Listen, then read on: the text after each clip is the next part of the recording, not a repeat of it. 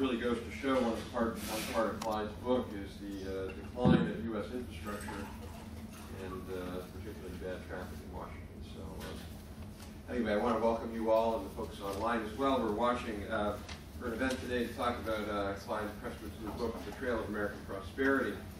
And the reason we wanted to do this, besides the fact that we've known Clyde for a long, long time and I have great respect for his work, is this is really just, in our view, a central issue where we are in the U.S. economy and how we're going to recover, not just in the short run, but in the long run. For those of you who don't know, Clyde is founder and president of the Economic Strategy Institute, which is a leading think tank really focused on competitiveness and globalization and how the U.S. can succeed. Prior to that, he was the counselor for the Secretary of Commerce in the Reagan administration and wrote a book called Trading Places, which many of you have read. And I actually had 2 copies for some reason. I don't know why that was the case. That was so good. I had one at home and one at work. I'm reading it all the time. You got to consult it both ways. There you go. And during that time, he's also served as Vice Chairman of the President's Committee on Trade and Investment, Civic, sits on the Intel Policy Advisory Board of the U.S. Export Bank Advisory Board. He also has a distinguished academic background, including Wharton Business School, and is fluent in 5 languages, besides English, obviously Japanese, Dutch, German, and French. So before I turn over to Clyde, let me just make a couple opening comments. We'll hear from Clyde. I might ask a few comments or ask a few questions, and then we'll open up for discussion. You know, this in some ways is a very important issue, and I think one of the problems with the U.S. understanding the U.S. economy today is it really is an economy, I would say, a tale of 2 economies. On the one hand, parts of our economy are actually doing quite well, leaving aside the recession, which I don't mean to minimize, but if you look at sort of growth and productivity and innovation, the whole parts of our economy, largely in the non-traded part of our economy, that are doing quite well. Retail productivity has been up, telecom productivity is up, what's called finance, insurance, real estate. So there are whole parts of our economy where actually the IT revolution, the technology revolution, increased competition is driving growth, driving innovation, and driving productivity growth. But there's a whole other part of our economy that's largely the traded sector that is having real problems, we would argue. That's particularly in the innovation-based competitiveness part of that report we issued last year called the Atlantic Century, where we benchmarked the U.S. on 16 different variables around competitiveness, things like how much government R&D is there, how much corporate R&D, how much scientists and engineers, all of those factors. It turns out the U.S. is ranked 40th of 40 countries we looked at in terms of progress over this last decade. So Japan is making faster progress. Clearly China is, not a surprise, but Korea, most of Europe, all of Europe. So there's some real challenges here that I think we're going to get seriously have to face. And I think as we think about recovery, it really strikes us, and I'm sure Clyde fully agrees with that, that the reason why this recovery is so anemic and so difficult, clearly part of it's related to the depth of the financial collapse, and that financial collapses are harder to recover from than just business cycle, inventory types of recessions. But I think there are 2 big reasons why it's harder for this recovery.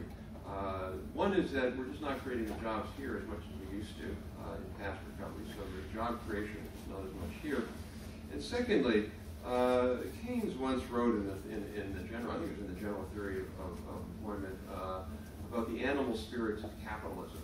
And he basically said, recovery at the end of the day is based upon people having faith, because if you're going to go out and hire someone, or you're going to go out and buy some capital equipment, or you're going to invest in research, these are all basically risk-taking efforts.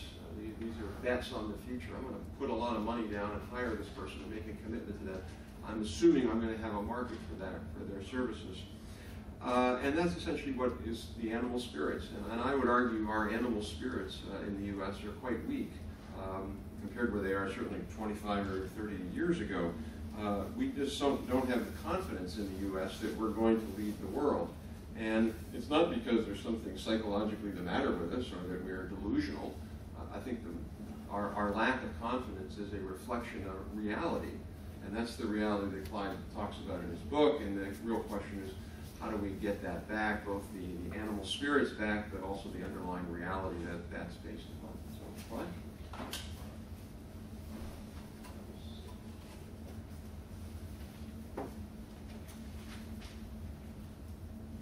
Rob, thanks very much, and thank all of you for coming out for an early morning event. I'm not sure when Rob says we're not delusional. I'm not sure about that. I think that's maybe part of our problem. We are deluding ourselves. But I wrote this. Our lack of animal spirits is not delusional. Okay, I'll go with that. Anyhow, I do have this book, Betrayal of American Prosperity. And it really represents the summation of what I've learned and my experiences and what I think I know over the past 29 years. 29 years because I came to Washington in 1981. And I came here actually for a year.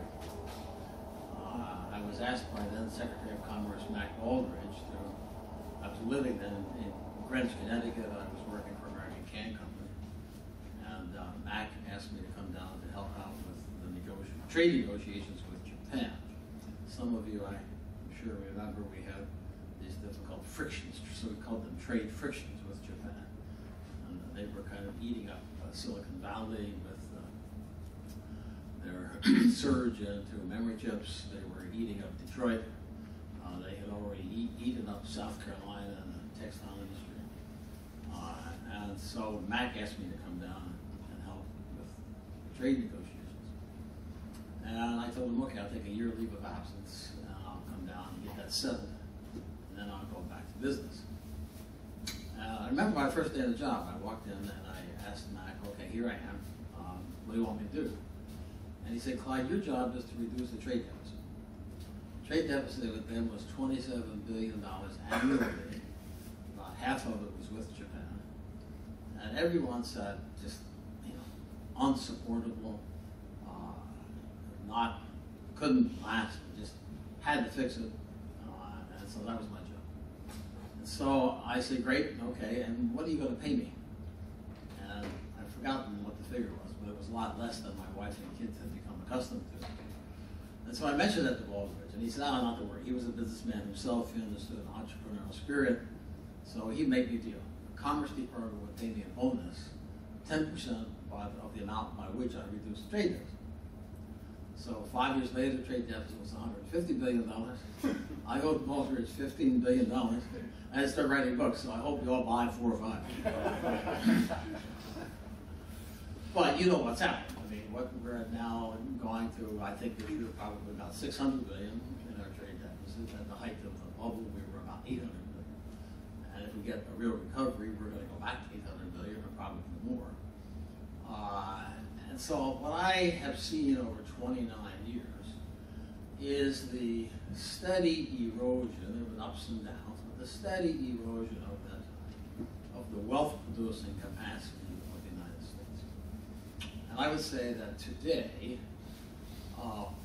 pretty much all of the incentives in the global economy are such as to move the production of tradable goods and the provision of tradable services, and keep in mind that the internet has greatly expanded the definition of tradable services, but to move them out of the U.S. And as a result, we are in a situation, which Rob mentioned, that we do stimulus, but the stimulus leaks because we don't make a lot of that stuff. I mean, the prime example was the cash for clunkers program. All the cash wound up in Japan and in Korea because we don't make the gas zippers. We've gotten pushed out of that part of the market. And that's true in many, many other areas. And so the question is, well, how did we get here? And the first answer is, first we got rich. We weren't always rich. First we got rich. And so how did we do that?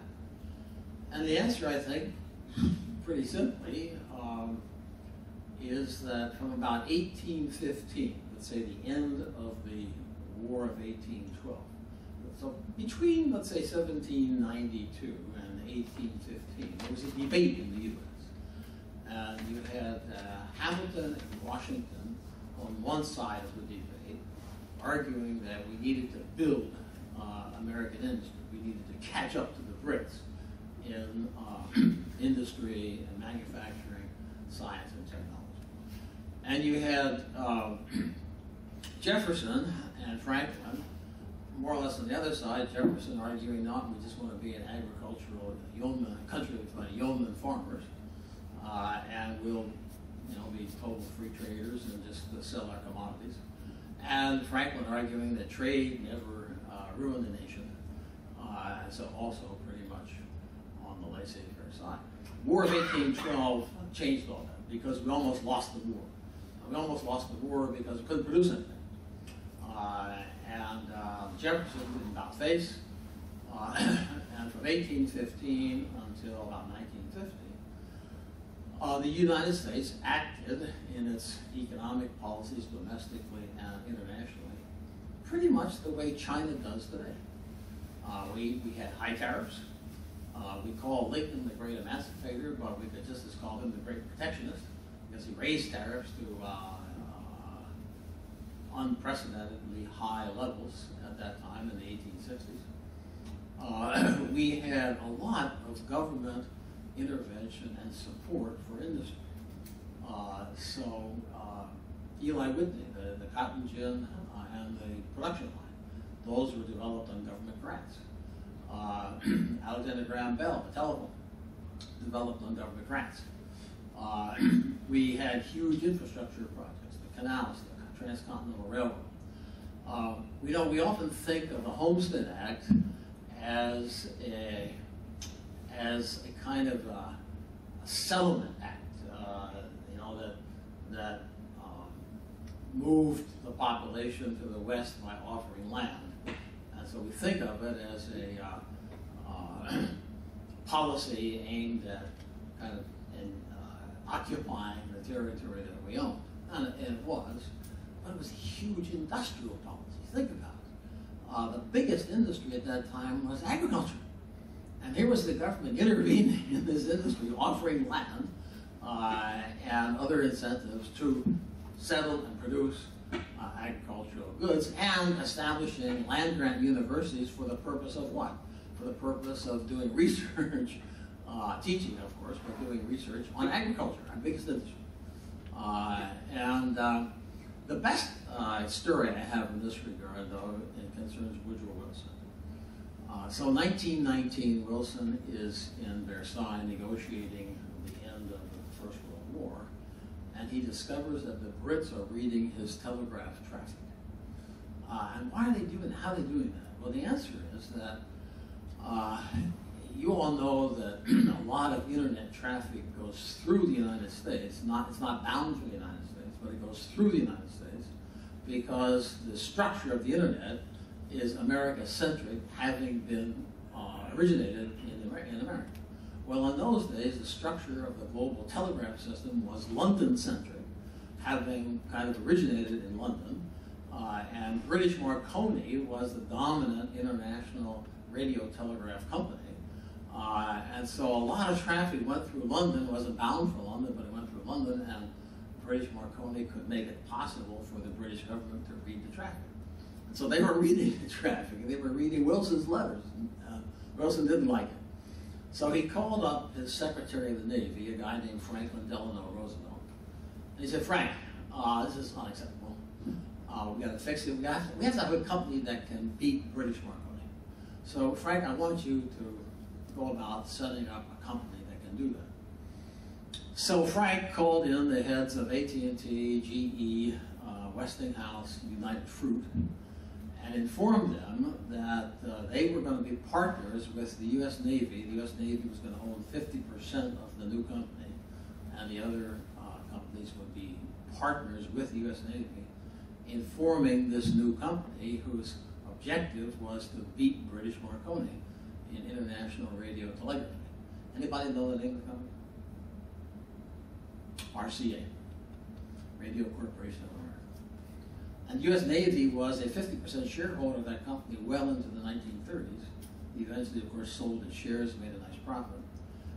But talk about picking winners and losers, right? And I mean, RCA turned out to be a huge winner. Became the dominant international company in electronics, consumer electronics, for many, many years, until the Japanese came along and undermined it. And in fact, today, RCA is, the remnants of RCA are a Chinese company.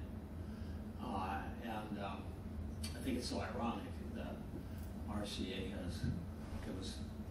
it was picked by the U.S. government and now it's being picked by the Chinese government.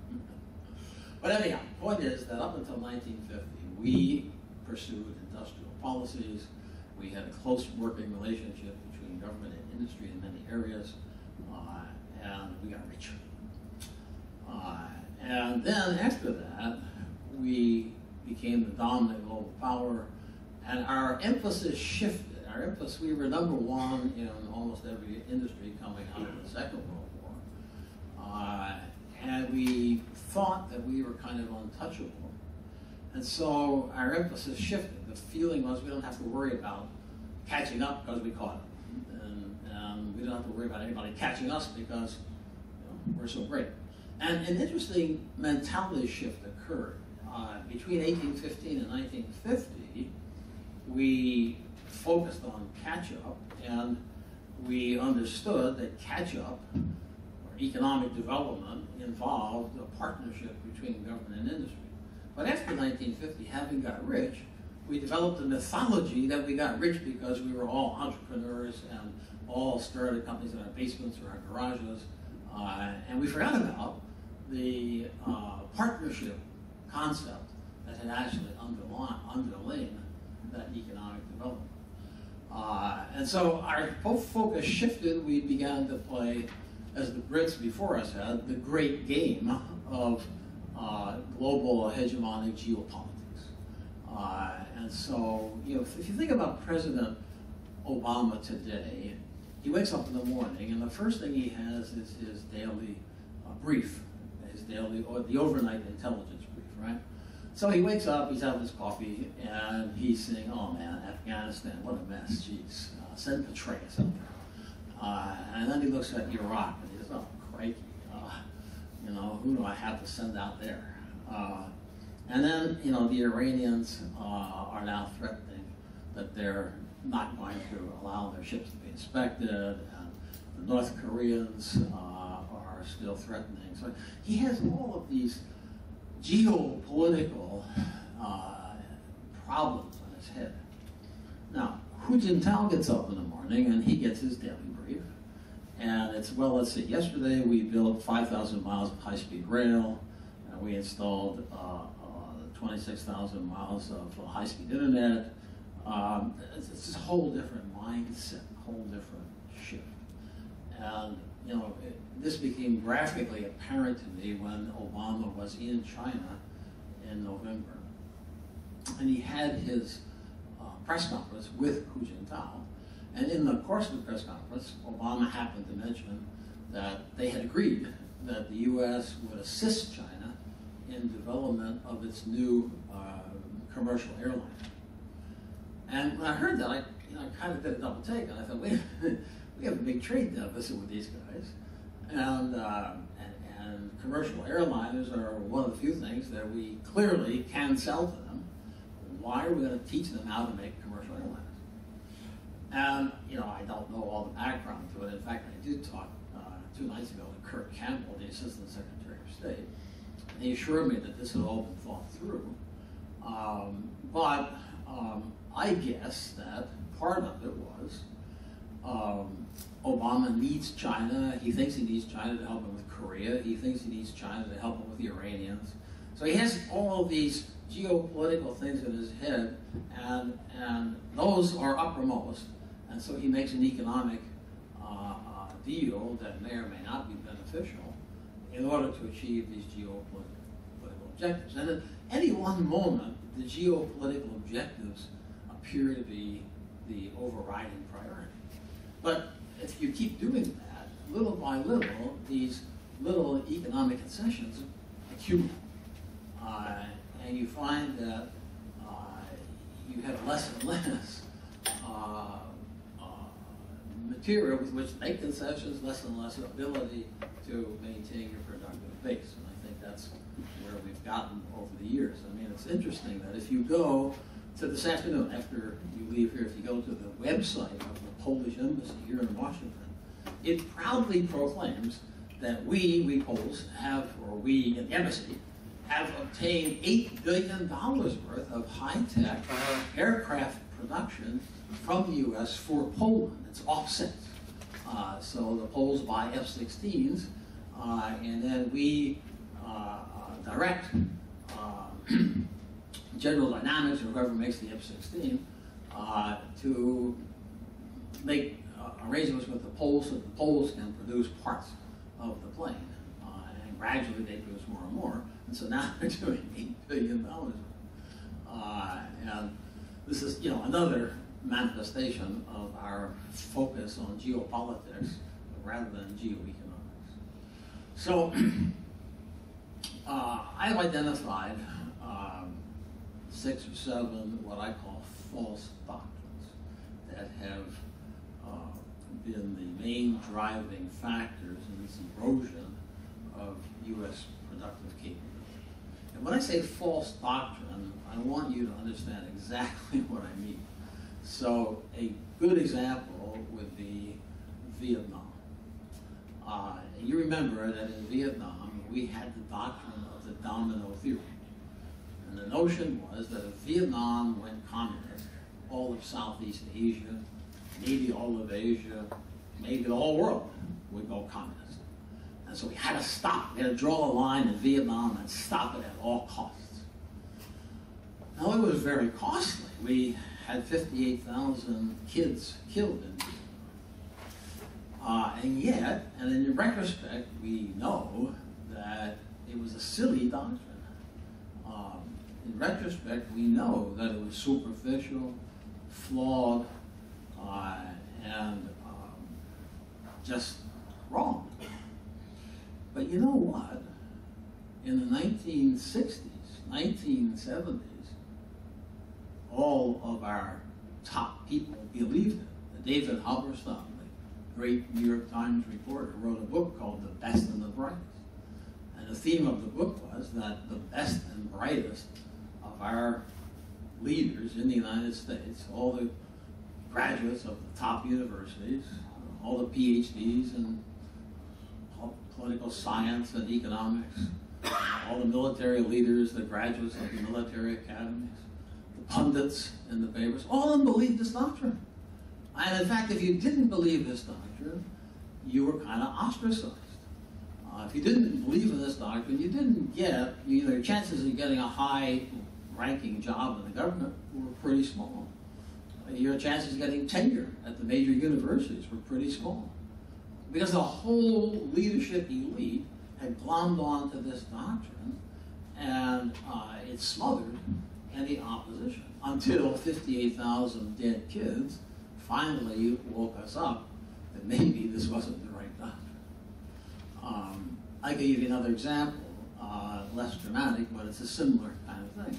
After World War I, General Billy Mitchell began to argue that with the advent of aircraft, the battleship, the age of the battleship was over. The admirals in the Navy were all battleship guys. I mean, they had all been captains of battleships, and they believed in battleships. And Mitchell said, well, you know what? Give me a couple of old battleships, and I'll try to sink them. And so the Navy did. They had some cats, and they had actually gotten some German battleships at the end of the war. And so they gave Mitchell these German battleships for a try. And Mitchell sank them both with, I think this was one, the first one, there was the second one, but the first one he sank it with one bomb. Boom, pow, finished. Did that convince the admirals? No way, no way, no way, no way. They court-martialed Mitchell, cashiered him. He got to get out of the armed forces. And it was kind of in disrepute until Pearl Harbor. And then Pearl Harbor convinced everybody that, yeah, maybe battleships weren't the thing, maybe it was aircraft. But again, a whole leadership elite glommed on to a doctrine that was false. And these are some smart people, bright people, the best of the brightest, but they glommed onto false doctrines. Well, just so we have glommed onto false economic doctrines. What are they? First one is what I call market fundamentalism. The notion that the market is always right. Just leave everything to the market, don't have any regulation, don't have any government intervention, the market will self-optimize, self-adjust, there won't be any recessions, there won't be any bubbles, everything will just be golden age. Well, the crash, the great recession that we've had since 2007 has undermined that doctrine dramatically, because it was in fact the lack of, partly at least, the lack of regulation, the lack of oversight, the lack of transparency that led to the bubble and the crash. And all of those elements undermine the notions of rational expectations, efficient market hypothesis, that the markets would just self-adjust if you just left them alone. So that doctrine is somewhat in disrepute because of the crash. And just to add a piece to that, which again goes to this notion of everybody glomming on to a false doctrine. A big element in the crash, of course, was that the banks, the Morgan Stanleys, the Goldmans, and so forth, were trading in these complex derivative instruments and in great volumes, and apparently misunderstood the risk. And so an interesting question is, how did they misunderstand the risk? And I'll say a personal story. In the December of 2007, I was here in Washington. There was a group called the Global Strategy Group, kind of gurus from around the world who get together a couple times a year to blue sky what's happening around the world. And we had the vice chairman of Lehman Brothers as one of the participants. And he gave a presentation, and his presentation was, just totally positive. Everything was great. The global economy was going to grow forever. Nothing could stop it. And just be happy, just invest and be happy. We're all going to be rich.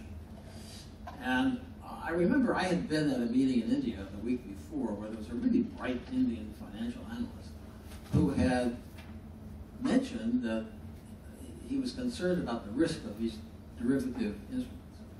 And he said he'd been trying to find the risk in the derivative trading. He'd been trying to trace the counterparties in the deals, and he said he can't find them.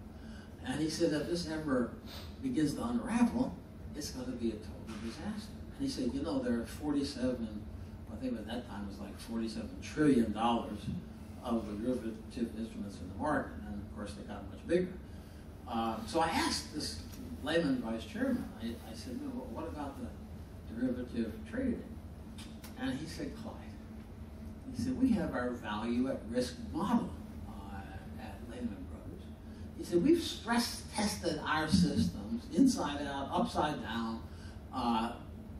Clyde, don't worry, sleep well, don't worry. Well, a year later there was no Lehman Brothers, there was no vice chairman.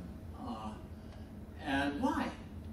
Because the value at risk models were wrong. Disastrously wrong. Why were they wrong? I mean, they had the best quants, the best mathematicians, the best econometrics, econometricians working on these models, and the mathematics were elegant. What happened? Simple. The models all had an assumption. Every single model had an assumption in it. And the assumption was that you would always be able to sell your position at some price. Well, it turned out that in a crisis, you can't sell at any price. And the models, it was fallacy of composition. The models were modeling just one company's risk, not understanding that there was a collective risk as well. And so they didn't incorporate any collective risk. They only looked at the company risk. They were disastrously wrong. But again, very bright guys, made a huge disastrous mistake. Second false doctrine, and I think in a way this is maybe most important for us right now. Free trade. Ricardian, Heterolean, what we call neoclassical free trade. Again, it's a doctrine that has very limited application, if any, in today's world. Paul Krugman got a Nobel Prize for effectively exposing the flaws in this doctrine. And essentially, what they are false assumptions. I mean, you all know that Ricardian Heterolean theory rests on the assumptions that markets are perfect competition, that there are no economies of scale, constant returns to scale, rather than increasing returns to scale, that there are no cross-border flows of capital, no cross-border flows of technology, that there are fixed exchange rates.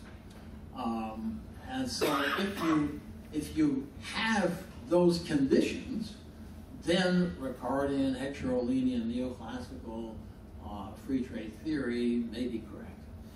But how often do you have those conditions? Almost never in today's world. And in fact, what's really interesting to me is that Ricardo himself anticipated this.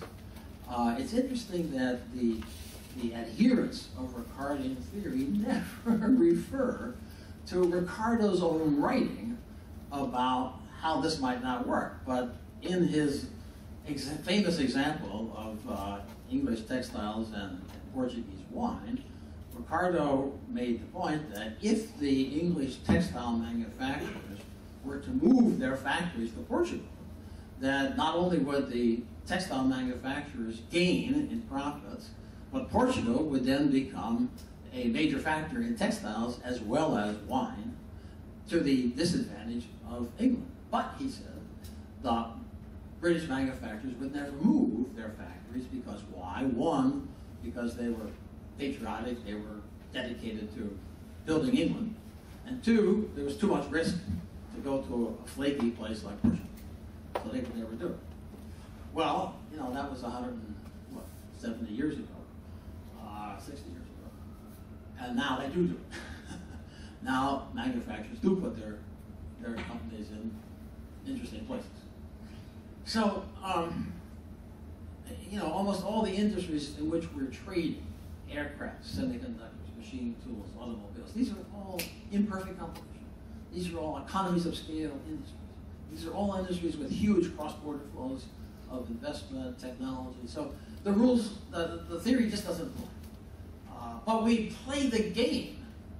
Obama was just in Toronto, the G20, and the premise of all of Obama's discussions was that we are playing this Ricardian Heterolean game, when in fact we're not. And none of the other participants in that meeting were playing the same game. It was as if Obama was there playing baseball, and all the other guys were playing football. I mean, and when I say football, soccer in this case. But Obama kept insisting they were playing baseball. And I'm not trying to denigrate Obama, because this is what I've seen for 29 years. I saw it in the Reagan administration, I saw it in the first Bush administration, I saw it in the Clinton administration, second Bush administration, now I see the Obama administration. This is a matter of the best and brightest glomming onto a false doctrine, and to the great disadvantage of the long-term productivity of the United States. Now, another false doctrine in the U.S. is the false doctrine of cheap energy. We have, from our founding, had cheap energy. We had plentiful water and wood initially, and wind. We had plentiful coal, and of course, for a long time, we were the Saudi Arabia of the oil industry in the late 19th, early 20th century. So we've always had cheap energy, and we've taken it as kind of a birthright. As we have lost the ability ourselves to supply our own energy, we have turned ourselves inside out to keep the energy cheap. It's actually quite expensive. If you added all the costs, if you added the cost of our military deployments to protect the oil fields in the Middle East, if you added the cost of the Iraq War, if you added the cost of some of our other alliances, it gets to be quite expensive. But you don't see that reflected in the price per gallon that you pay at the tank. So we're willing to make enormous expenses and even to sacrifice our young people in order to keep that energy cheap. And yet, cheap energy is not good for us. It means that we don't become as energy efficient as other economies. It means we don't become as what do I want to say, as proficient in limitation of greenhouse gases as other economies. We lose out in the technological race in many of these green technology areas because there's no force here on the U.S. to force us to do that. You look at this terrible spill, you know, the word spill is just inappropriate, isn't it? A gusher, it's not a spill, it's a gush of oil on the Gulf of Mexico. And I can't help thinking, if we had, we recently set mileage targets. I think we were trying to get to 35 miles a gallon, I forget by what date, for our fleet in the U.S. And it's so ridiculous. I mean, the Europeans and the Asians are at 60 miles a gallon, and we're trying to get to 35. If we were at 60, our need for this bloody oil in the Gulf of Mexico would be a lot less. And we would have a lot more leverage and independence in global negotiations and global maneuvering if we had 60 miles per gallon in our cars. And it's simple. If you had gas at $6 a gallon, as it is in Europe and Asia, instead of at 2.5 or 3, it would be a whole different set of priorities and mentality in the U.S. So that's also a false start. Another problem for us is increasingly that our corporations, I say our corporations, I shouldn't say that because in fact they're not our corporations. The global corporation is a quasi-sovereign entity. A major corporation, be it headquartered in America, be it chartered in the U.S., be it chartered in the U.K., wherever. But a global corporation has responsibilities and employees in the U.S., but it also has them in Japan, China, India, France, Germany. And so the head of that corporation is, when he's thinking about what's best for my corporation, how should I be maneuvering, well, he's thinking about what happens in the U.S. and U.S. policy, and he may even be thinking about what's best for the U.S., but he also has to be thinking about what's best in China. He can't discriminate against his Chinese or his Indian employees in favor of his American employees because he's a global entity. And so, by force, he has an interest, or she has an interest, which is, albeit the company, we say it's an American company, but the head of that company has an interest which is not necessarily the same as the American interest. And yet, we have the heads of those companies advising our government on trade policy and international financial policy and so forth, under the premise that they're American companies and that they are kind of representing the American interest. And I'm not criticizing the companies at all. If I were the CEO of these companies, I'd be acting the same way. But it's important for policymakers to understand that they don't necessarily represent the American interest, and yet often we confuse them. And that gets to be very important for two reasons. One is because over the last 30 years, the corporations have glommed onto a false doctrine. This is the doctrine of shareholder value. In 1980, the Business Roundtable had a statement of the mission of the CEO. And they said that the mission of the CEO is to take care of the customers, to be concerned about the workers, the suppliers, the communities in which they worked, the countries in which they operated, and the nation. And yeah, right, the shareholders. In 1995, they changed that statement, and they said the mission of the CEO is to increase value to the shareholders. Full stop. So over the last 30, 35 years, in our business schools, in our corporations, this doctrine that was initially propagated by Professor Jensen at Harvard Business School, this doctrine of shareholder value has taken hold. And so, for example, when I wrote this book and another book before it, I interviewed a lot of CEOs around the US, but particularly in Silicon Valley. And in each interview, I would ask at some point in the interview, I would say to the CEO, you know, Mr. CEO, you're an American citizen, but you're moving a lot of your production out of the US to other places. How do you feel about it? Almost invariably, the answer was, yeah, sometimes it kind of bothers me, but hey, you know, I have a fiduciary responsibility to my shareholders. I can't worry about that competitiveness stuff. That's what those guys in Washington supposed to do. I got to worry about my shareholders. A few guys had a little bit different take on that. Craig Barrett, for example, at Intel, his response was, look, Intel will be fine. You know, we can move where we have to. We can adjust to the vicissitudes. But in addition to being the CEO of Intel, I'm also a grandfather. And sometimes I really wonder what my grandchildren are going to do when they live. So, you know, that's a little bit different take. But Craig was an exception. Almost everybody, I'm fiduciary responsible for shareholders. Now, what that really means, because the shareholders, who are the shareholders? I mean, the total shares of Intel turn over in something like 14 months. Other companies, even more. Who are the shareholders? Really? You know, it's a very kind of fuzzy concept when you really try to nail it down.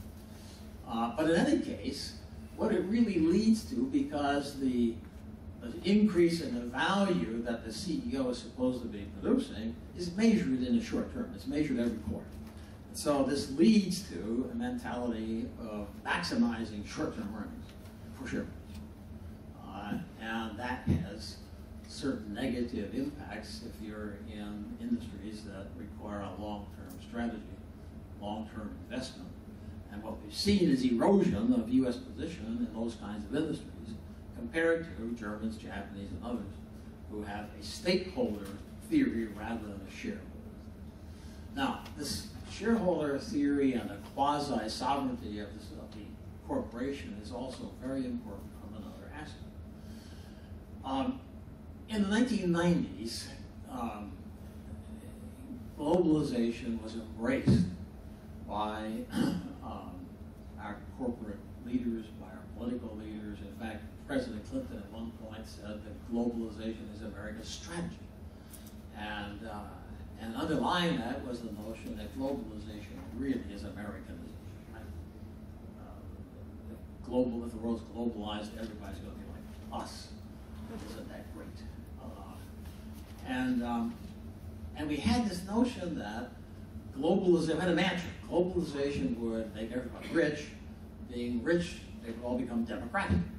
Being democratic, they wouldn't go to war because we know that democracies don't fight each other. And the transmission belt of these democratic values into authoritarian societies was going to be the global corporation. Well, the interesting thing is that in Washington, and to a somewhat lesser extent, but still a significant extent in Brussels, in London, in Tokyo, the head of a global corporation is a major player.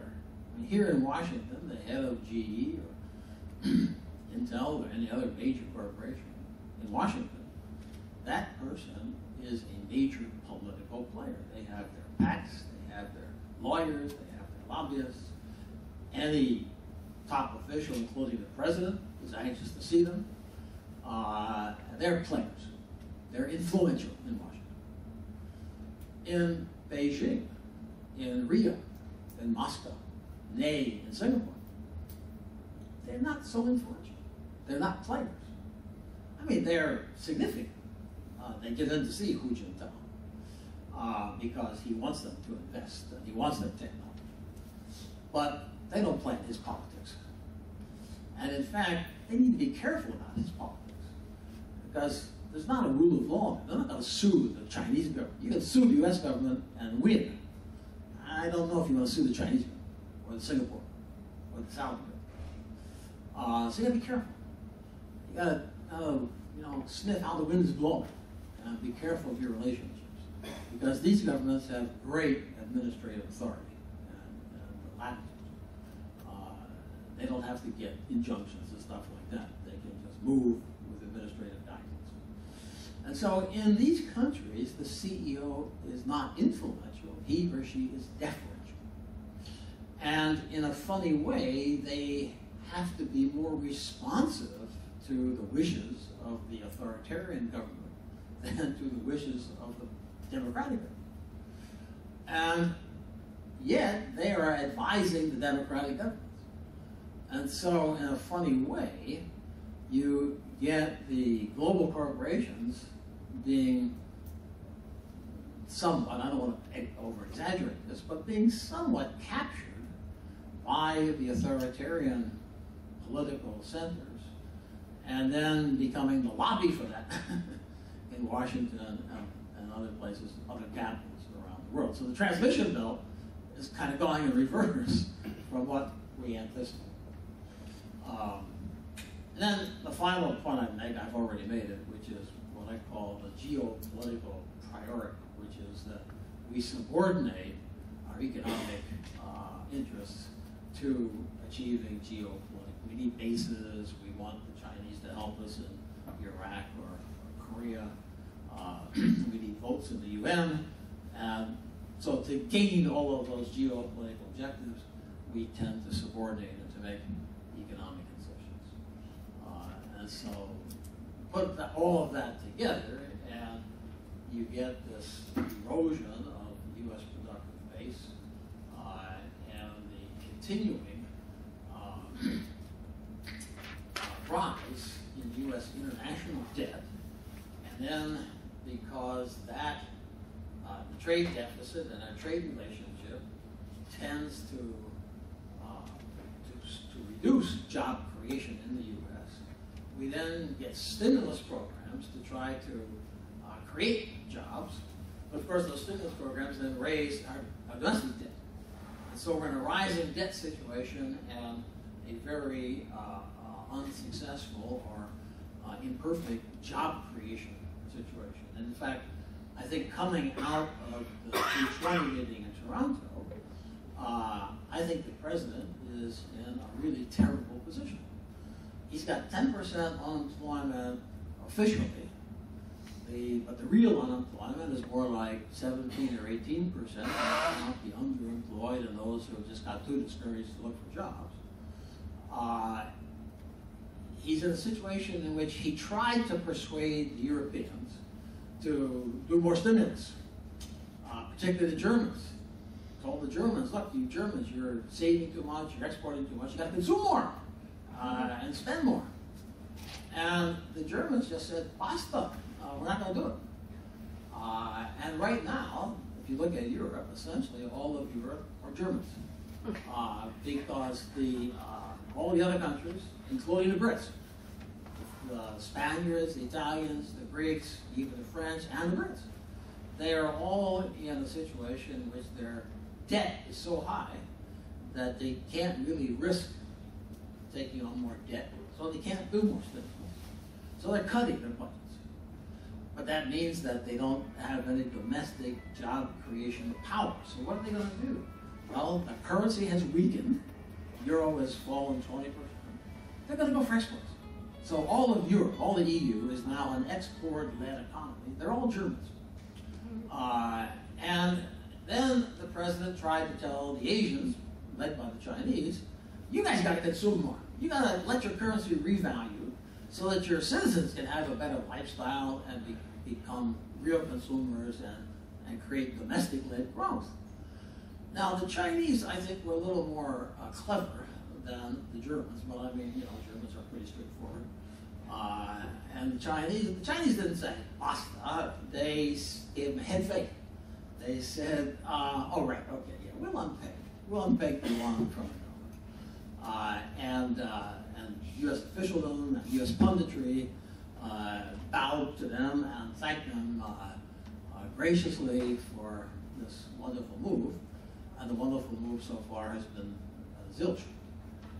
And the Bank of China has made it clear that the yuan is not going to appreciate to any extent that would be meaningful in terms of reducing the U.S. trade deficit and creating jobs in the U.S.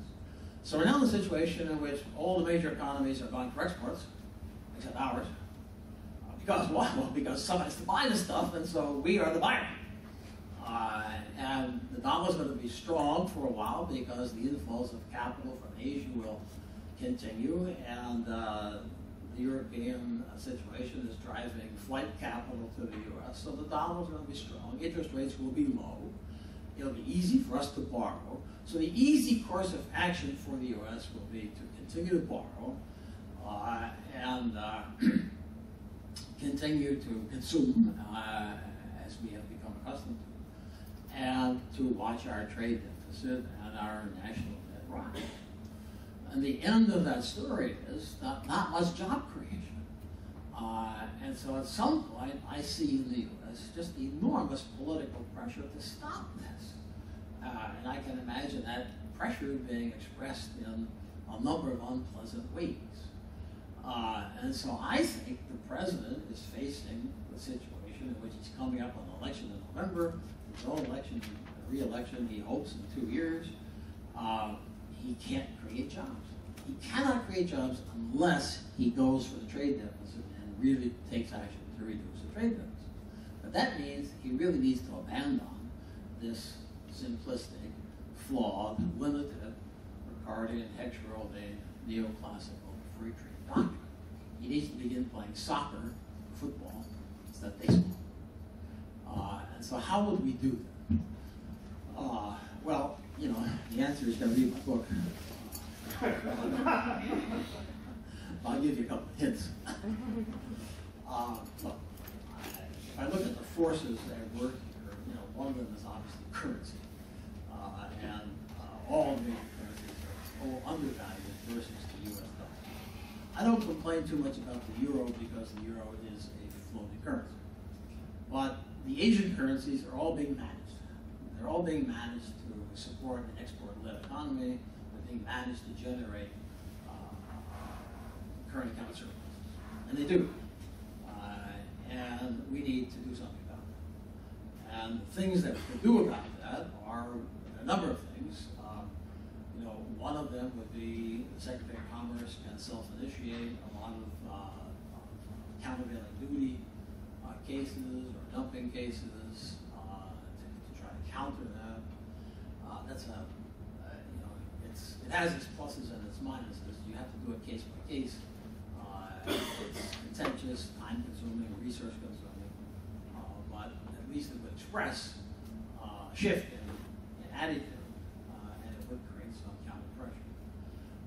Another thing that you could do is go into the WTO and file complaints. There, you know, you file a complaint under several articles of the WTO: nullification and impairment, unfair subsidies, or declare a balance of payments emergency, and just say, hey, you know, our trade deficit's out of sight.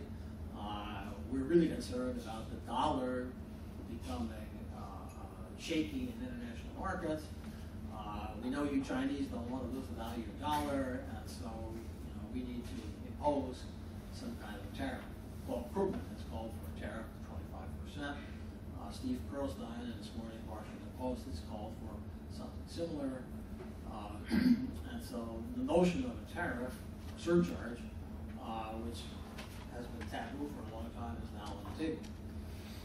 Another way to approach this would be capital controls. You could limit, but limitation, you know, there are no rules on this as there are in the WTO on trade.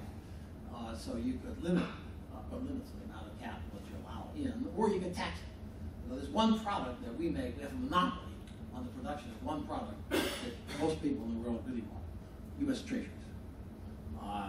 And really, if you look at huge capital accumulations, there's really only one place to go. We're not going to invest that in Swiss francs or Canadian dollars.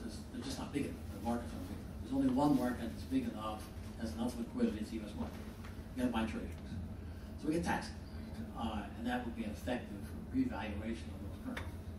So there are a lot of possibilities, and I'm not sure what's the best route.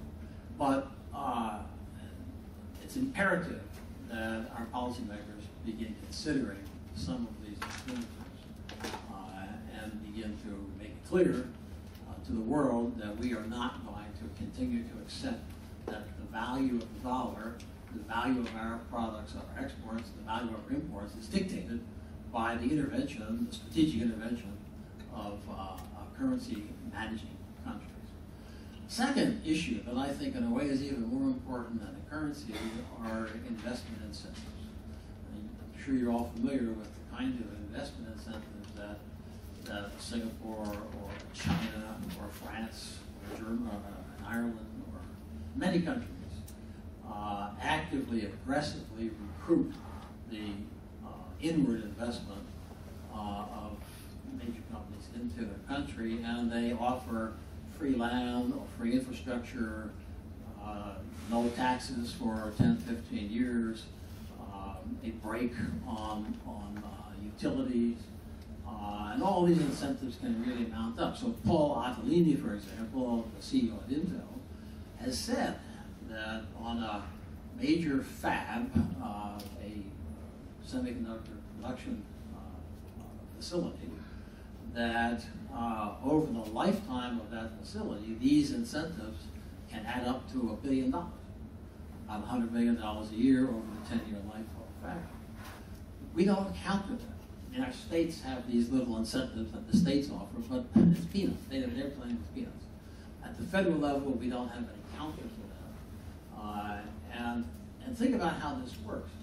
Let's say that, Applied Materials, for example, has recently moved most of its solar-oriented production and its R&D and technology to China. It wasn't because of currency. It was partly because the Chinese are in the lead in this photovoltaic solar technology and building out at a rate far beyond anything that we're doing or most other people are doing. So let's take advantage of the market. But they got big incentives to move. Now, up until now, Applied Materials has been exporting a lot of stuff to China. Now, once they make this move, those exports won't be there. So the trade pattern will change. And once the move is made, even if the yuan is dramatically revalued, it's not going to have any immediate effect on that specific trade. Because once you put that big capital investment in, and that big technology investment in, you don't just shut it down and say, oh yeah, okay, we're going to move this back. It's a structural thing. And for a long time, the dynamics of this have been to create a global structure in which all the production is over there and all the consumption is over here. This is not something that you just change because the value of the currency changes, although that's important. But you also need to attack this investment incentive or match it or get some controls on it one way or another. And then I think the third factor is that our own domestic taxes, our corporate taxes, are way too high. We're the second highest in the world. We ought to be down around 20% corporate tax, which would be the same as Singapore or most of the EU countries, and just become more competitive in that regard. I would also go for a value-added tax, which has the virtue that on the one hand it would generate more revenue, but on the other hand is rebatable on exports, and so it would put us in a much more competitive position vis-a-vis most other countries who have value-added taxes. But I think, really the single biggest thing, I can go through all these specifics. Rob has published lots of really great analysis and recommendations for new policies in a variety of areas. So we can go through all those. But the problem is, the frustration that we've all suffered, that Rob and I have suffered at least for a long time, is that we give them these ideas. We generate the things that could be done to turn this around and to revitalize the U.S. productive base. But it doesn't get adopted. And it doesn't get adopted because of the mindset. I was in a White House meeting recently talking about green technology. And so the idea was, well, you know, we want to revitalize, as you know, Vice President Biden is chairman of the middle class. There's some kind of a middle class improvement initiative. And so part of this idea is to revitalize the Midwest, which has been hard hit, of course, by the manufacturing downturn. So can you turn those old auto parts plants into windmill plants or battery plants or photovoltaic plants? And so we're having this discussion.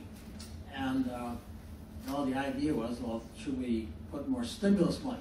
We can allocate stimulus money to support battery plant development or windmill development, and should we do that? And the interesting thing was that there was one side of the argument, which I was kind of leading, said, well, yeah, that's a good idea, but that alone won't do it. If you're really serious, you then have to, okay, you know, give them some stimulus money, that's a good idea, but if you don't do something about the currency, if you don't do something about the investment incentives in China or Singapore or wherever it is, that's just money down the rabbit hole. And in fact, if you produce this stuff here, you have to have some kind of assurance that what you make is going to be bought. A good example of that problem was that some money was initially allocated to building wind farms, and so a big Texas wind farm project got the money and promptly ordered all their windmills from China. Now that raised a huge fuss, and that some of that has been adjusted, but that's the kind of the way the forces lead, unless you have some policy to counter that. So that was one side of the argument. The other side of the argument was the conventional economists, who basically said, no, we can't do that. That's picking winners and losers. Leave it to the market. Just, we need to leave it to market forces, and American entrepreneurialism and American innovation will carry the day. And I said to these guys, look, you talk about leaving it to the market. Well, let me tell you what the market is. The Germans have a big, major program in solar. The Danes are big in windmills, and they're pouring money. The Japanese are going for solar and batteries. The Koreans are doing this, and the Chinese are going for everything. So you say leave it to the market, you leave it to the Germans, the Danes, the Japanese, the Koreans, and the Chinese. And there won't be any American participation. And so, but the argument remained unresolved, and still remains unresolved. And so really, the mission that we have to accomplish, that I have to accomplish, Rob has to accomplish, is to change that mindset. So let me leave you with my last story, which is that of a climber in Yosemite. They have these guys who climb sheer rock walls. They put chalk on their hands. They must have different chalk. I've tried it, but my chalk doesn't work. But anyhow, one of these guys, his chalk worked, and he was just about to put his hand over the top, and he slipped, and he's falling. And it's 1,000 feet, down into the rocks and the water.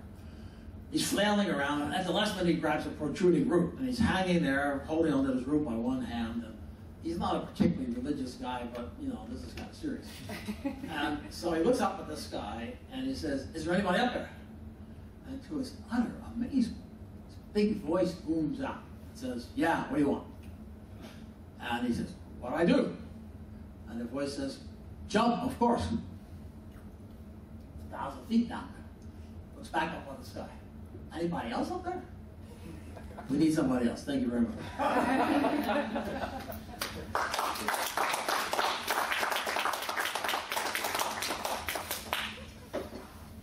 So why don't we just jump right into questions. So if you have a question, you want to just raise your hand and identify yourself, and I guess wait for the mic. In the interim, I'm going to ask a question. Clyde. Rob, can you use the mic? One of the things about the debate about our U.S. corporations, you know, who are they and what is their alliance and allegiance law? You know, when I ran an economic policy council for the governor of Rhode Island, there was never a discussion about that Textron was disloyal to the state of Rhode Island, and you know, the CEO was evil, or what was the other company, GTAC, you know, or any of these companies. It was just sort of accepted. These were national or multinational companies, and little Rhode Island couldn't criticize them. It was our job in Rhode Island to create a climate that was going to make us attractive for them to be in. And what I worry about in the U.S. is we've wrapped ourselves around this either sort of John Kerry-ish, Benedict Arnold kind of thing, which to me is a dead end. It doesn't get us anywhere. Or this other thing that somehow all this stuff is good and we should just somehow figure that out. It seems to me more the reality is we should just, that Obama really needs to start thinking like a governor. We're a small country in a big world. We're in competition, and it's our job to put in place the policies that are going to make us attractive to these multinationals, not pretend that somehow it's good when they move R&D to China, or likewise that they're evil people for doing that. I mean, do you see that? No, I completely agree with that, but I think there's another angle to it as well, which is that, yes, they're not evil, and we need to create an environment that attracts not just American companies. I'd like to have, you know, European companies and Japanese companies and others putting their plants here. But we also shouldn't then give them kind of special advisory powers. So, you know, frequently the president will call in the CEOs of big companies. And you know, I know of one meeting that took place last fall. A group of 20 or so U.S. CEOs went into the White House. And this was at the time of, there was some, as part of the stimulus, there were some Buy American provisions. And the Buy American provisions were perfectly kosher under the WTO rules. But the CEOs went in, and the first thing that they said to the president was, "You gotta stop that Buy American." And I thought, well, why are you guys saying that? It's, you know, what the president's proposing is perfectly okay under the rules. Well, one reason they're saying is because their factories are all in China. So it's good for them if he stops it. But is that the American interest? Not so clear. And so one of the things that I would like to do is to create more of an institutionalized way of articulating the American interest. And of course, it's perfectly proper and right that we consult the CEOs, but not that they have higher, you know, more consultation and a higher status of consultation than lots of other elements in the society.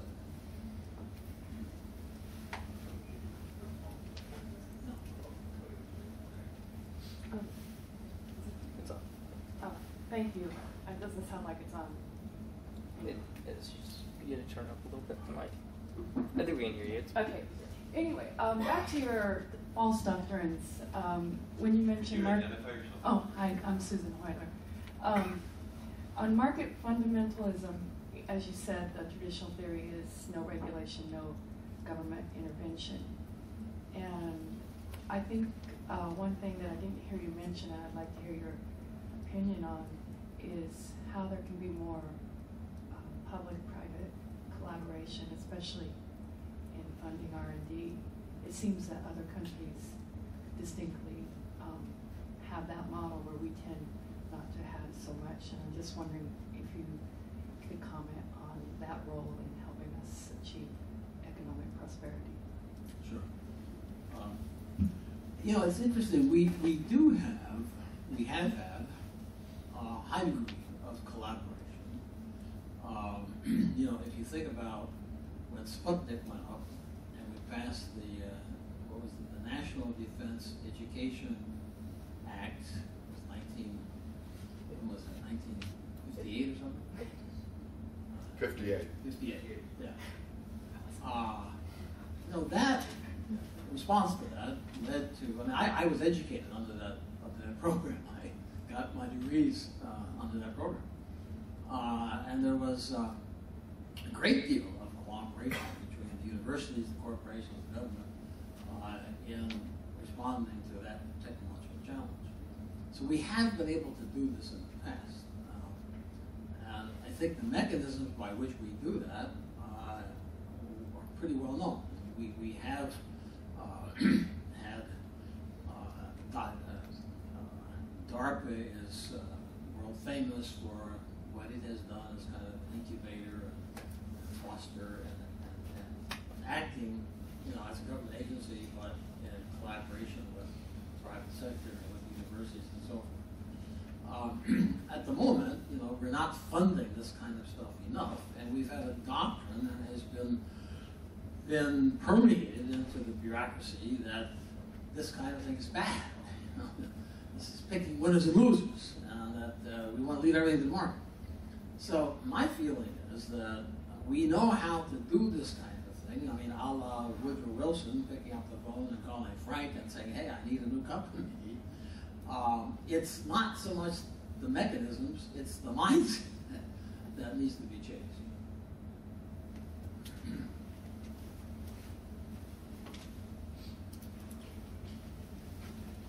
My name is Bill Mars. I'm the National League of Cities. Would you go back to Rob's phrase about the federal government acting like state government?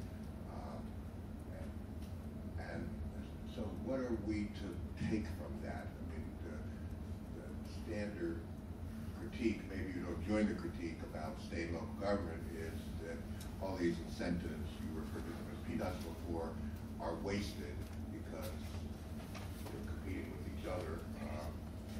And so what is it that we are to learn from state and local economic development efforts? Or is it that you don't, or is there nothing to be learned? I'm interested in the substance of that. Right. No, I mean, I think that there are things to be learned because the state and local governments, whether it's wasted or not, they do have a technique, system for analyzing the kinds of investment that they want, and they have thought through the kinds of incentives that might be necessary to get the investment. Now, I actually think that it is wasted domestically. I mean, I think Tennessee competing against Michigan for auto plants, they both throw in a lot of money. I think that is wasted. But the point is, it's only wasted if all guys are competing. But internationally, we're not competing. The U.S. is not competing. And so the incentives by the other countries are not wasted. They are drawing investment, they're drawing net investment out of the U.S. And so what I want, in effect, what I really want to do is I want us to get in the game so that it will be wasted. Because then you can get an international agreement to control it. I'll give you a good example. Back in the late 1980s, when we were preparing we were in the Uruguay round of negotiations that led to creation of the WTO, one of the issues that we, the U.S., wanted to get on the table was direct export subsidies.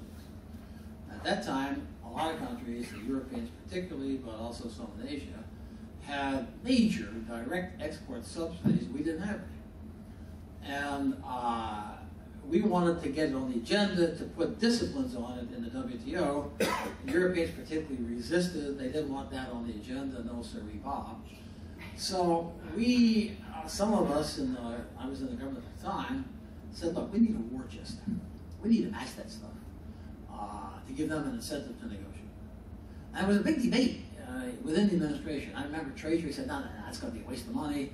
Don't want to do that. But we did it. And we only matched twice. And we got the item on the agenda, and we negotiated. There are now disciplines in the WTO on direct export subsidies. So where I want to go with the investment is kind of the same direction. I don't want to take it. No, go ahead. Go ahead. When where is the, trying to figure out where's the political constituency? Can you use the mic? I was Sorry. putting forth the state local government. Right. Thinking about the state local government constituencies as people who know how to think this way. Right. But where's the opportunity for the kind of, where's the leverage point for the kind of change that you're talking about? Because it's, Well, let me jump changing to both yeah. doctrines kind of up Right, here, sure. mechanisms down here. Right, right. But look, I was at yesterday, I was in the Commerce Department meeting with some of the top people in the Commerce Department. We had this discussion, and Commerce is trying to double exports, and its mission is to try to revitalize the U.S. industrial productive base. And there were, I don't want to use names, but there were a couple of guys there who had good industrial experience before they were at the Commerce Department, and they understood this, and and so they were very much in tune with the notion that we're in a tough spot here as we're trying to create jobs, but everybody else is trying to take our jobs, and how do we do that?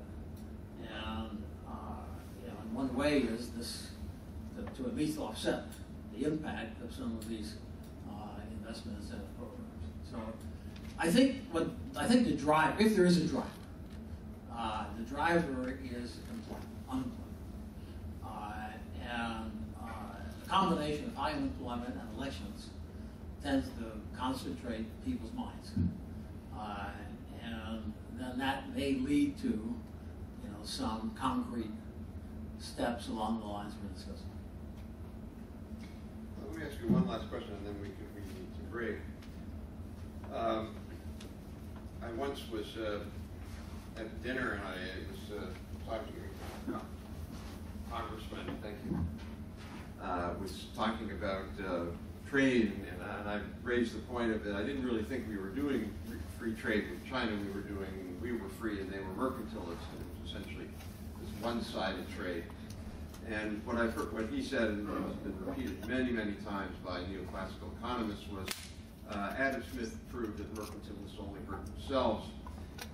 So my question is it really trade that you're rejecting or criticizing or critiquing, or is it more, in some ways you could argue Canada and us, we both are free traders. Generally, we might have some spats about some softwood lumber, but generally obey the rules, generally let currencies flow.